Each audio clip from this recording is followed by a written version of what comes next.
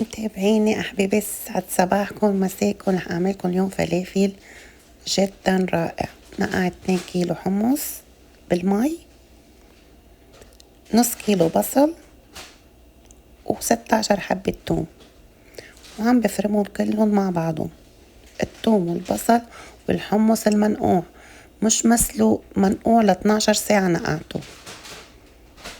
عم بفرمون، رح افرمهم 3 توجات 3 مرات، لأنه ضروري احصل على عجينة طرية جدا جدا، لأنه هيدا السر بقرص الفلافل مشان ما يطلع مبرغل. قد ما فيكن نعمل العجينة، لا تحطوا كزبرة ولا بقدونس ولا شي، جربتهم كلهم، هيدي أطيب وصفة، كله جربته، هيدي جدا رائعة وطيبة، والقرص بيطلع أشقر وما معجن بقلبه من جوا، لأنه الخضرة بتقله. فهيدي أطيب وأنجح وصفة. حطيت معلقتين، لا 3 معالق، حطيت بهارات الفلافل بتلاقوها بالمحلات، كل المحلات متواجدة. 3 معالق طعام بهارات الفلافل.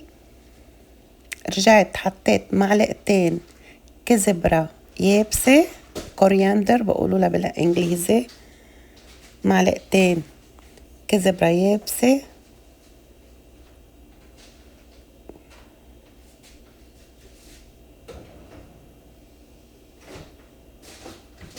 ما ننسى معلقتين ملح.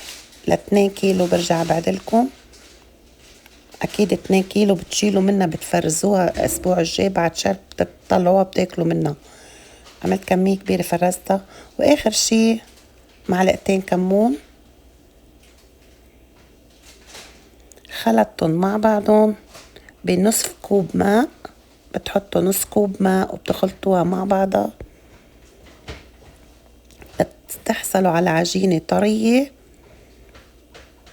ولعت الزيت على حرارة متوسطة وقليت.